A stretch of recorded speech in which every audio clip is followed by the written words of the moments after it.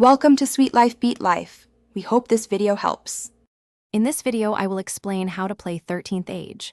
First, let's create your character. You'll choose a race and class, like a dwarf fighter or an elf wizard, which sets your basic skills. Then, invent one unique thing that makes your hero truly special. Perhaps you're the last dragon rider.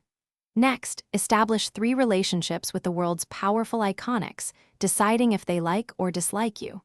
Finally, distribute your ability scores across 6 attributes, like strength and intelligence, to define your character's raw talents. Understanding the core mechanics is simple. Most actions, from attacking a monster to picking a lock, involve rolling a 20-sided die. You then add your character's relevant ability modifier, like dexterity for dodging, plus any proficiency bonuses. This total is compared against a target number, either a difficulty class set by the game master or an enemy's defense score. If your total meets or exceeds that number, your action succeeds and the story moves forward. Combat in 13th Age is dynamic and exciting. We begin with initiative rolls to establish the turn order for all participants.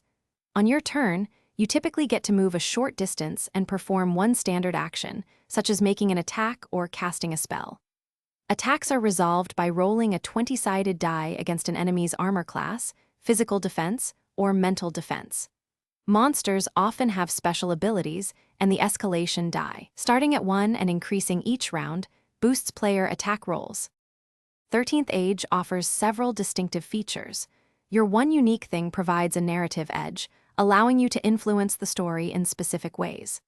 Icon relationships offer both role-playing opportunities and tangible in-game benefits, shaping your character's destiny.